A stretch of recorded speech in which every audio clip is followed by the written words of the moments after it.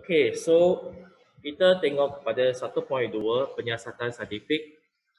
Okey, di mana kita tahu untuk sains, tak kisahlah fizikal, kimia atau bio, kita selalu akan menjalankan eksperimen. Okey, tapi kita perlukan satu kaedah yang sistematik. Okey, bukan suka-suka saya nak buat eksperimen hari ini terus buat saja, tak. Kita perlu banyak langkah sebelum kita menjalankan eksperimen. Kita perlu duduk, kita perlu plan, kita perlu merancang dan fikir macam mana dan sebagainya. Okay? So, itu adalah penyiasatan saintifik. So, sebelum kita sentuh pada eksperimen, kita boleh belajar sedikit teori, iaitu tentang graf. Saya percaya anda telah belajar macam mana nak lukis graf. Okay? Lukis graf terutama dalam subjek matematik. Okay? So, daripada graf, apa yang kita boleh tahu? Kenapa kita nak lukis graf? Atau kenapa kita nak tengok pada graf? Okay, sebenarnya graf ini, dia punya fungsi adalah untuk kita nampak gambaran keseluruhan. Okay, overall picture. So, kalau kita cuba tengok dekat graf sebelah kiri ini, kita nampak satu trend kan? Okay, dia punya trend adalah dia naik. Okay, dia punya trend adalah naik. Kita nampak semakin bertambah. Dan jadi graf ini dia dapat memberikan satu gambaran pertama. Okay, I know something is growing. Contohnya kalau kita tengok share ke, unit trust ke, ataupun keputusan ke, result ke, kehadiran semua ini, kita boleh nampak sama ada dia punya graf data dia sedang bertambah atau menurun. Okay, for example lah, kita ambil satu contoh yang sangat rapat dengan kita sekarang. Kita tengok COVID-19. Okay, data untuk case setiap hari, kita boleh present, bentangkan dalam bentuk graf. Supaya kita nampak, contohnya daripada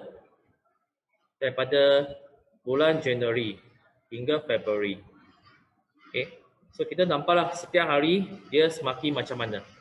Okay, ada yang tambah, ada yang turun, ada yang naik lagi dan sebagainya. So, overall kita nampak case laporan untuk Malaysia semakin meningkat. So, graf ini sangat penting untuk kita tahu apa yang sedang berlaku.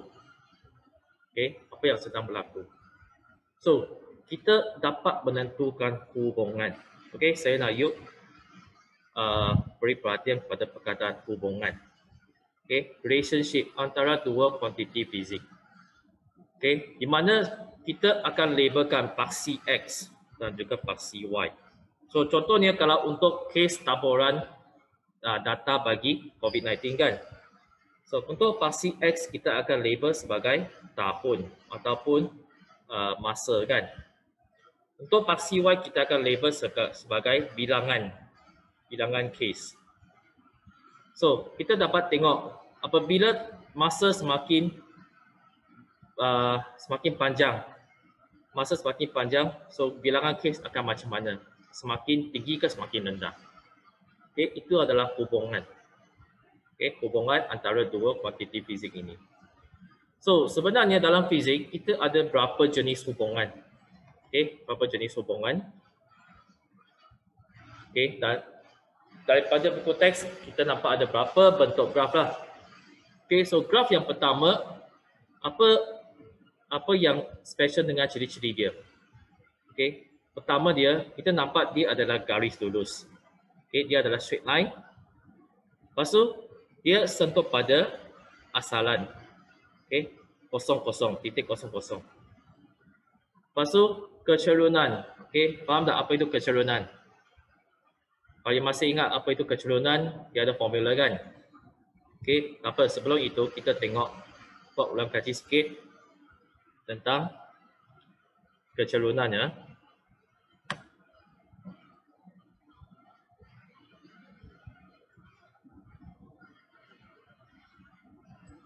Okay, so formula kecerunan dia adalah nisbah jarak mencangcang kepada jarak mengukur. Okay, mencangcang maksudnya apa? Maksudnya dia adalah tegak. Okey, tegak. Beza untuk tegak. So yang ini adalah jarak mencancang. Okey, beza Y. Lepas tu jarak mengufuk adalah beza untuk X. So formula saya rasa you dah tahu kan, M sama dengan Y2 tolak Y1 bagi X2 tolak X1. Di mana kita ada, kalau poin hijau ini dia adalah X1 Y1. Poin hijau kedua ini adalah X2 Y2. Jadi kita ada Y2 tolak Y1. Okey, iaitu sini Y2, sini Y1. Lepas tu sini X2, sini X1. Kemudian kita dapat nilai dia. So kalau dari segi kecerunan, kita ada graf A dengan graf B. Manakah satu lebih cerun? A ke B? Okey, jawapan adalah A. Okey, jawapan adalah A. So kenapa? Sebab kalau kita cuba kira, kita akan dapat nilai M lebih besar untuk graf A. Okey, dan sebenarnya kalau cuba fikirlah, okey, kecerunan seperti anda mendaki bukit ke gunung. Okey. So manakah satu lebih senang untuk mendaki?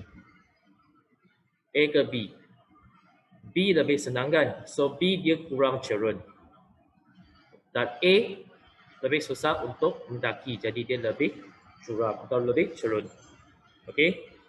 Kemudian selain itu kita dapat pintasan. Okey, pintasan kita ada dua.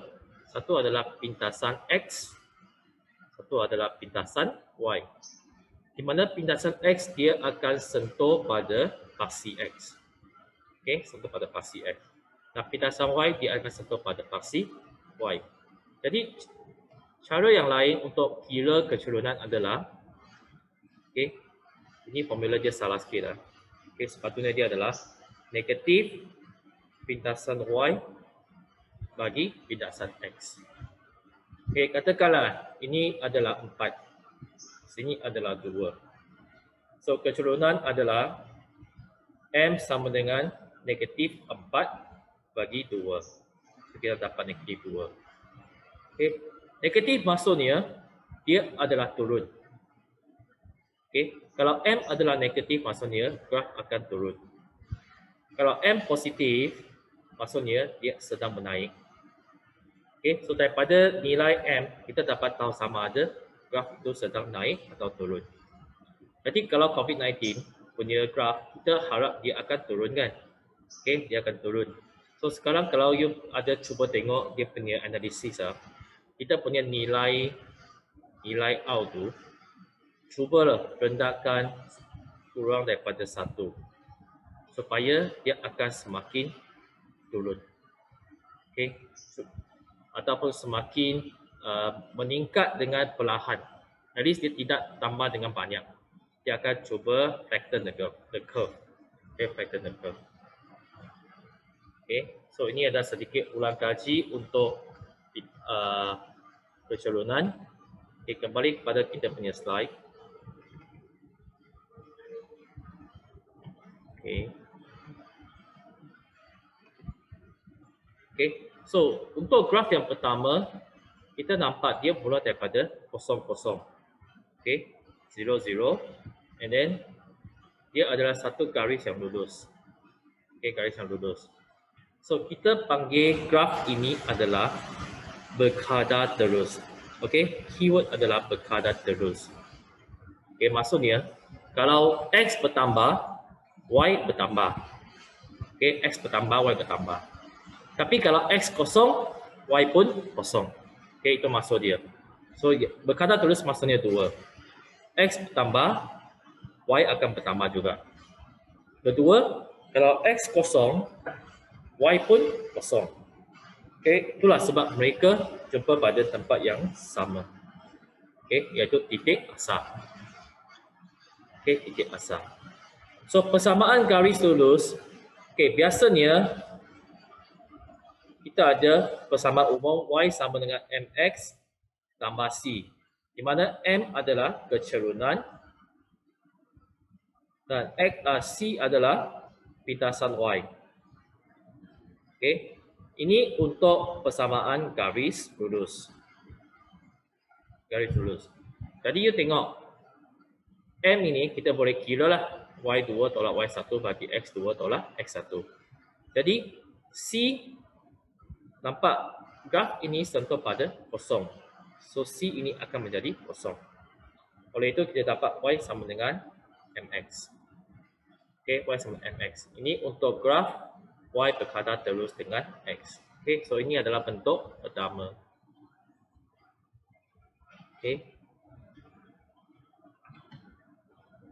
Okey, kalau ada soalan boleh simpan dulu nanti saya akan terangkan. Sebab saya tak pasti kenapa I tak boleh dengar you punya suara. Okey, so untuk graf yang kedua, dia lebih kurang sama dengan graf yang pertama. Okey, cuma dia punya beza adalah graf pertama ini dia ada melalui kosong-kosong. Tetapi graf yang kedua dia tidak mula daripada kosong-kosong. Okey. So graf ini tidak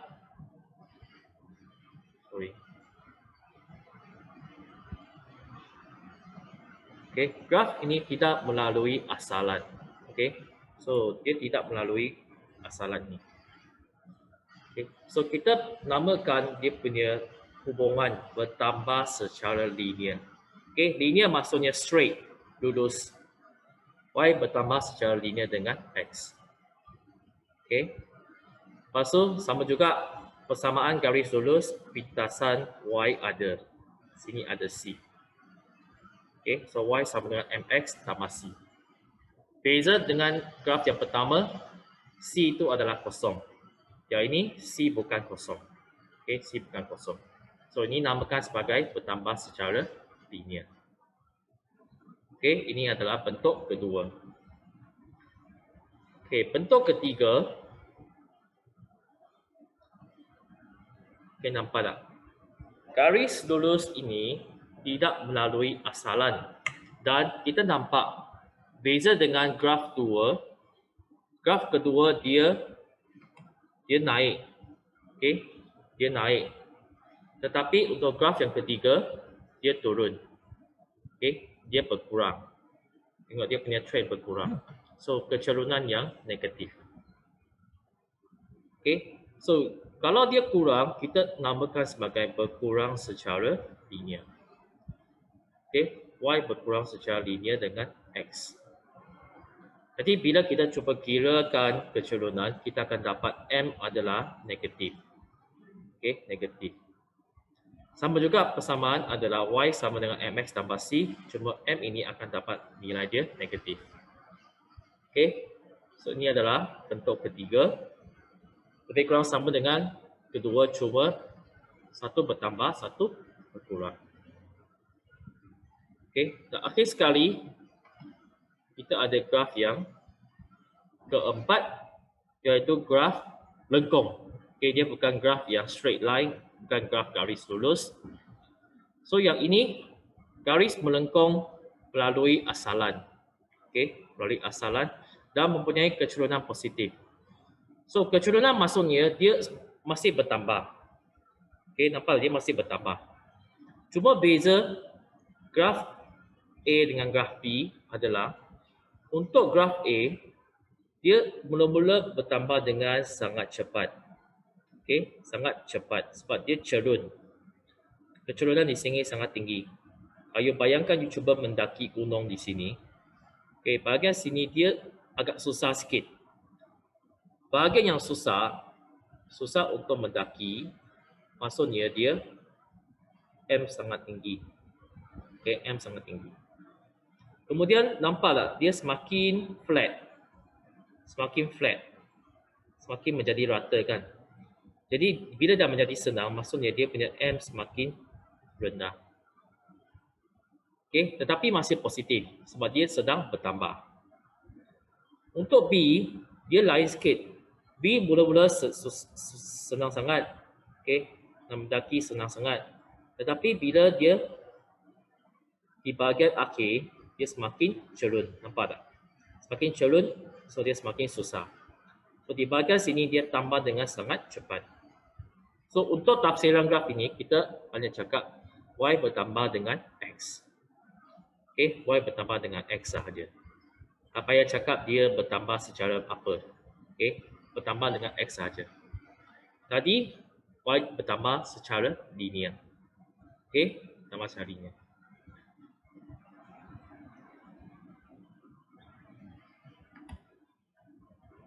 Okey, so yang ini terbaliklah.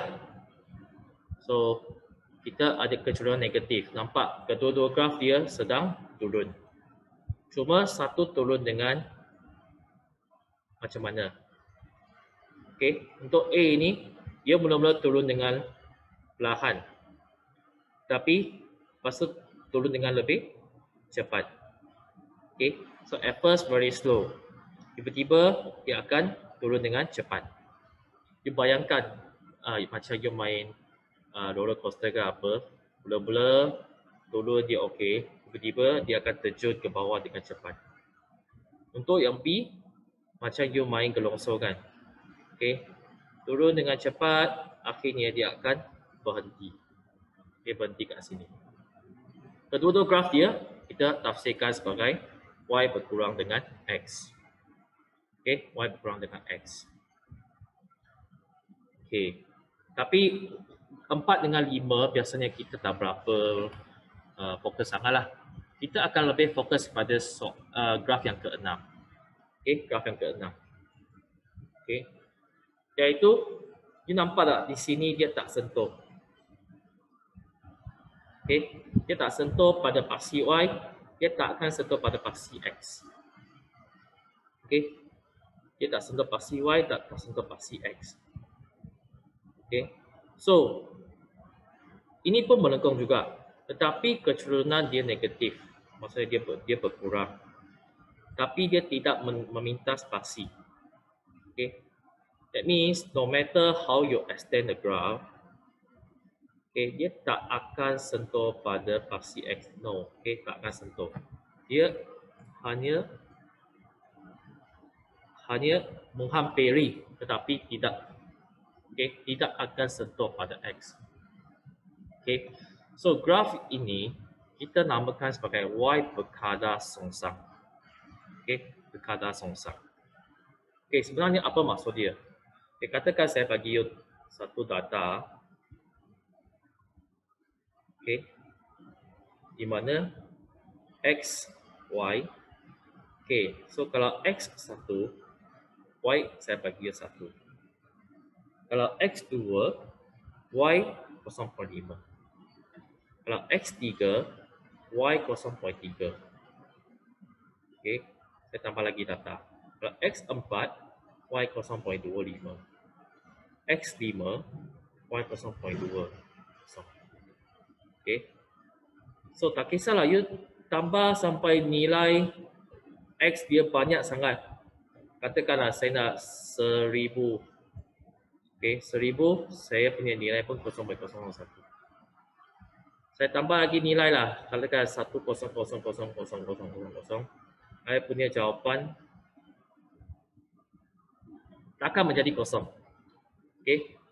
So hubungan dia sebenarnya dia seperti y sama dengan 1 per x. Di mana kalau x bertambah, y akan semakin berkurang. Tetapi mereka berkurang secara satu pattern, satu trend di mana kita panggil sebagai berkadar songsang. Okey. So, bila kita cuba lukiskan graf, katakanlah ini adalah x, ini y. Ini 1, 2, 3, 4, 5. So, x1, y1, x2, y 0.5, x3, y 0.3, x4 0.25, x5 0.20. So nampak tak dia berkurang dengan semakin perlahan.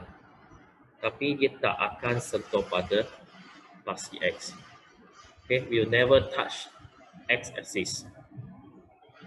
Okay, so dia dikenali sebagai y berkadar songsang dengan x. Okay, saya tak pasti you pernah belajar simbol ini tak? Okay, kalau y ini macam ikan kan, Okay, kita namakan sebagai berkadar terus lah. Okay. Kalau Y berkadar terus dengan X, dia punya graf macam ini. Okay, straight line. Okay, faham tak? Okay. Kalau Y berkadar terus dengan X, graf dia, Y dengan X, hubungan dia, straight, start dengan titik asalan. Okay. Tetapi,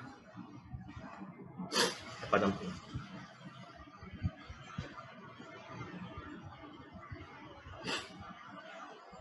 Kalau saya tukarkan paksi, saya katakan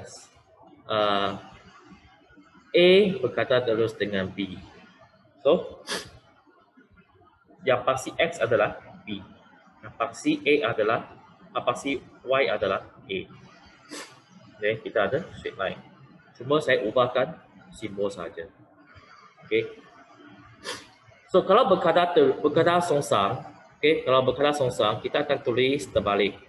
Macam ini, Y berkadar songsang dengan X.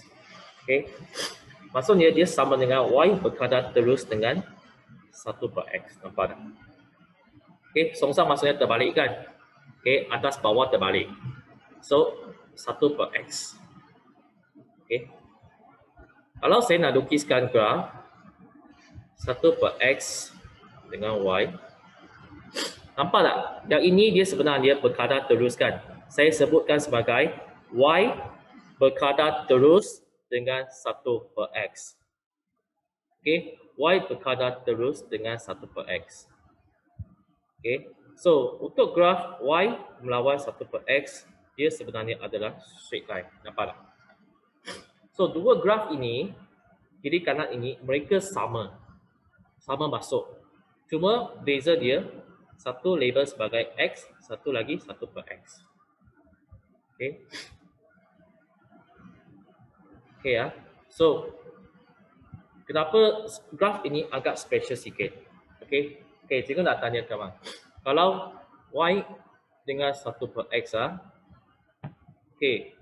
Cikgu nak tanya, kalau tadi X sama dengan 1, Y sama dengan 1 kan? X sama dengan 2, Y sama dengan 0.5 kan? Okey, kalau X sama dengan 0, Y sama dengan berapa? Okey, saya tak boleh dengar. Okey. Tapi kalau you cuba tekan calculator, Y sama dengan 1/0, apa tu? Okay, you can't get the answer. Okay, sebab yang ini dia tidak bermakna. Okay, satu kek bagi kepada 0 orang. Pernyataan ini memang tidak jadi. Okay, not valid because it is meaningless when you say you divide a cake for 0 people. Okay, tak ada makna pun. Okay, tapi kita tahu kalau nombor dia semakin kecil, if you try y equals to 1/0.00001, you can see the number is very big. Okay, dia punya nombor sangat besar. Okay, sangat besar. That's why kalau kita cuba tengok kat sini, okay, kat sini, kalau X dia semakin kecil, kita nampak Y dia akan semakin besar. Okay, semakin besar. Okay, sampai sini dah saya ajar sebab yang ini sebenarnya dia next level. Untuk Form 6 dia akan belajar lebih terperinci lah, lebih detail sikit. So when X is smaller and smaller, you will see Y will be bigger and bigger. Okay, so untuk fizik you hanya tahu sajalah ini adalah berkadar songsang. Okay, berkadar songsang. Okay, so kita dah belajar berapa bentuk graf kan? Okay, sebelum ni saya tengok ada soalan tak?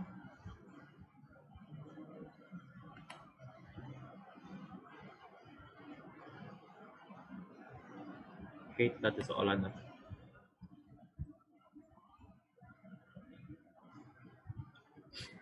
Okay, so kenapa kita nak belajar graf?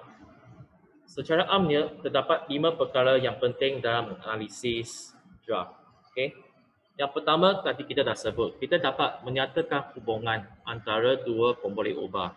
Seperti yang saya katakan, kalau masa semakin panjang, maka bilangan K semakin tinggi ke semakin rendah. Kita boleh nyatakan hubungan dia. Okay. Okay, kedua kita boleh tentukan kecenderungan graf. Sama ada kita boleh tahu sama ada graf ini menunjukkan dia bertambah dengan cepat atau lambat atau berkurang dengan cepat atau lambat. Bila kita kira kecenderungan, katakan kalau M sama dengan 2 berbanding dengan M setengah 1, kita tahu M sama dengan 2 ini dia bertambah dengan lebih cepat. Okay, bertambah dengan lebih cepat. Kalau M sama dengan negatif 2 banding dengan M sama dengan negatif 1, kita tahu M sama dengan negatif 2 berkurang dengan lebih cepat. Okay, ini yang kedua. Ketiga, kita pun boleh tahu juga tentang loss. Okay, loss ini kita akan tengok dalam bab 2 lah. Okay, kita boleh hitung loss di bawah graf. Okay, katakanlah saya bagi you satu gambaran dan contoh. Okay, paksi X saya label sebagai masa. Okay, masa. Paksi Y saya labelkan sebagai jarak. Okay.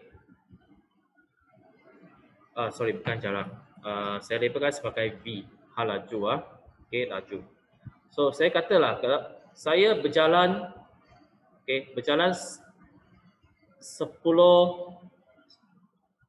meter per saat dalam masa 10 saat. Okay, faham tak? Saya berjalan 10 meter per saat. Okay, berjalan 10 meter per saat selama 10 saat. Okay, so setiap saat saya jalan 10 meter kan, 10 meter per saat kan. So that means I punya graf akan macam ini kan. Okay, akan macam ini. So bila saya cuba kirakan graf luas di bawah graf ini, saya kirakan luas segi 4 ini. Okay, 10 darab 10 sama dengan 100. Okay, 100 kan. Tapi apa maksud dia? 10 meter per saat darab 10 saat. Saya dapat 100 apa? Nampak tak? Per saat dengan saat saya potong. Saya tinggal meter. Apa maksud dia? Maksudnya saya dapat berjalan 100 meter dalam 10 saat. Apabila saya cuba kirakan luas ini. Okay, so luas ini pun membawa satu maksud. Okay, dan kita akan tengok contoh dalam bab 2 lah. Okay, keempat, kita dapat menentukan nilai kuantiti fizik secara interpolasi. Okay, apa maksud interpolasi? Okay, maksudnya kalau kita dah ada graf, okay, katakan saya ada graf macam ini.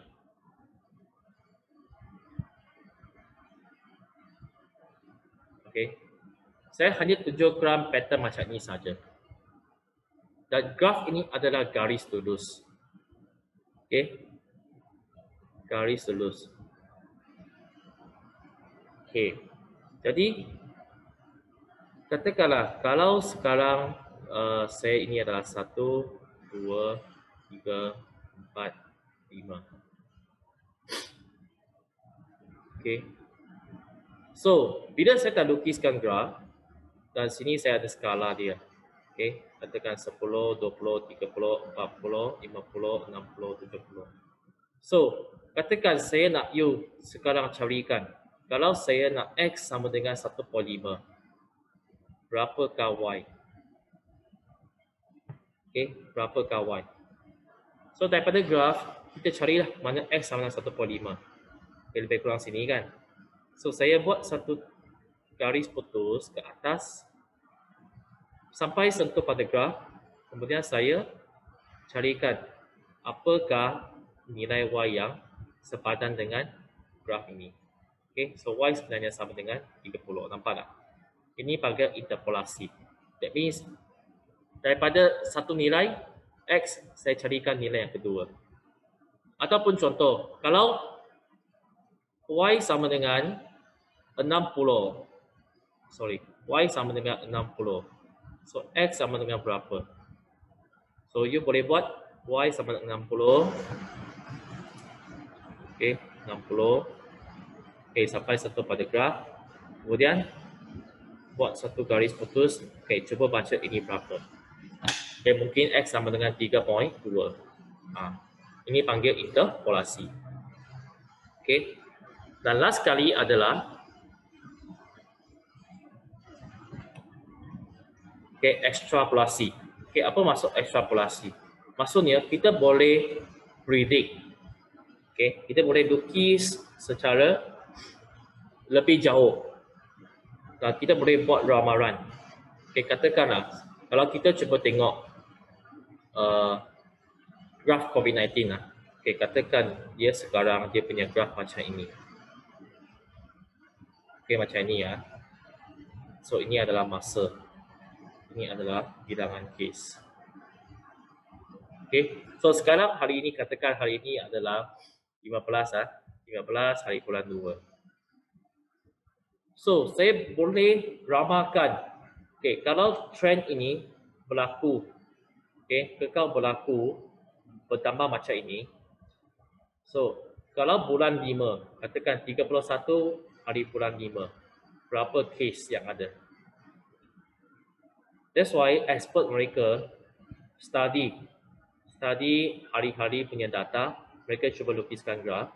Dan kalau kita dapat satu pattern bentuk dia, kita cuba ikut pattern ini, sambung. Sambung. So kita nampak pada 31 hari bulan Mei, kes sepatutnya lebih kurang macam ini. Mungkin dia jadi 8,000 kes setiap hari. Daripada bentuk yang sebelum ini, kita dapat membuat ramalan. Bulan 5 mungkin setiap hari 8,000 kes. Which kita harap jangan macam tu lah. So daripada data yang sedia ada, kita boleh buat ramalan. That's why sebenarnya apa yang Tan Sri Dr. Nur Hisham dan tim mereka sedang buat ini, mereka cuba kaji. Hari-hari mereka akan cuba tengok nilai awal itu. Tengok macam mana sama ada kita akan semakin teruk ke semakin baik. So ini penting untuk graf supaya kita boleh buat ramalan. Kalau bulan 5, kalau macam ini, kita akan dapat case yang lebih banyak. So ini adalah 5 fungsi untuk graf. So ada soalan tak? Boleh type kalau ada soalan.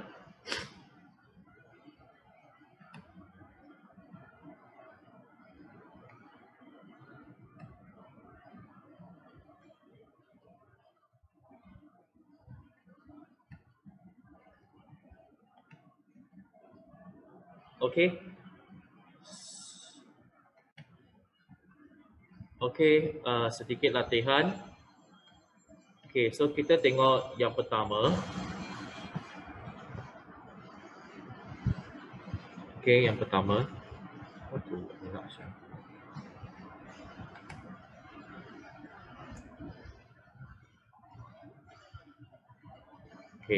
So yang pertama, paksi X adalah voltan, paksi Y adalah arus. So bila kita nak tengok graf tu, kita tanya beberapa soalan. Pertama, adakah dia lurus atau melengkung? So kalau dia lurus, kita tikkan lurus. Kedua, kita tanya, adakah dia melalui asalan? So yang ni dia melalui asalan kan? So dia adalah ya. Kemudian kecerunan dia positif ke negatif? Yang ni dia sedang bertambah kan? So kecerunan positif. Jadi tafsiran graf adalah apa? Dia adalah arus. Kita tulis penuh, arus berkadar terus. Berkadar terus dengan voltan. Okey, arus berkadar terus dengan voltan. Okey, ini yang pertama.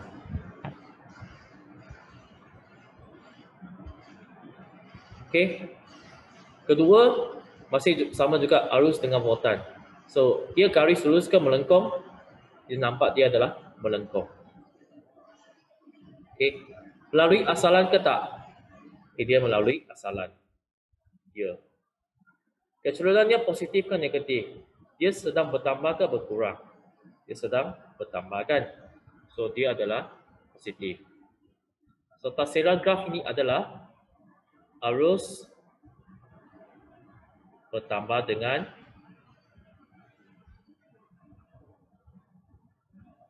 voltan. Okey, arus bertambah dengan voltan. Okey.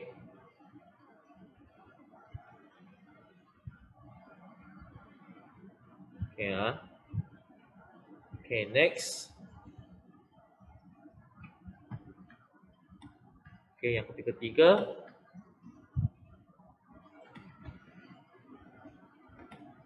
Okey, voltan melawan arus.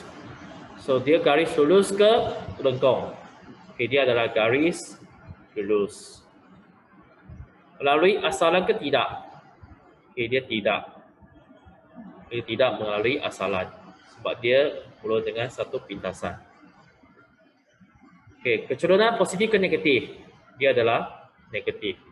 Jadi, voltan, okey, kita ikutlah tajuk kat sini apa? Voltan yang ni berkurang secara linear. Berkurang secara linear. Dengan arus. Okey, dengan arus.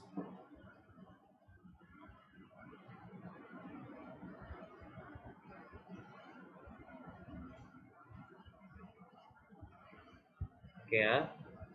Okey, last sekali. Okey, graf ini adalah bintangan melawan diameter dawai ya. Okey, saya clearkan ni. Okey. So nampak tak? Dua graf ini adalah sama. Cuma satu diameter dawai, satu lagi satu per diameter dawai. Okey. So kalau untuk jawab yang atas, dia adalah graf melengkung. Okey, graf melengkung dan dia tidak melalui asalan. Okey, tidak melalui asalan dan dia berkurang. Kecenderungan adalah negatif. So yang ini adalah rintangan berkadar songsang.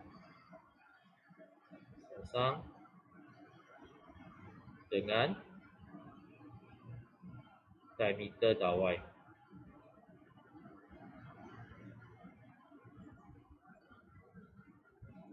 Okey. Yang bawah terbalik sebab dia satu per diameter dawai kan. So kita nampak dia ada garis lurus. Okey, garis lurus. Lepas tu dia melalui asalan. Okey, melalui asalan dan dia positif. So kita salin saja rintangan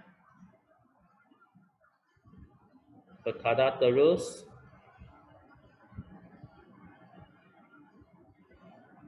dengan apa? Bukan diameter dawai satu per diameter dawai.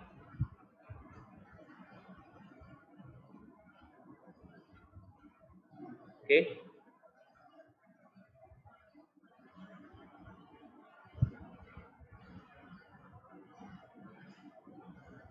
Okey ya.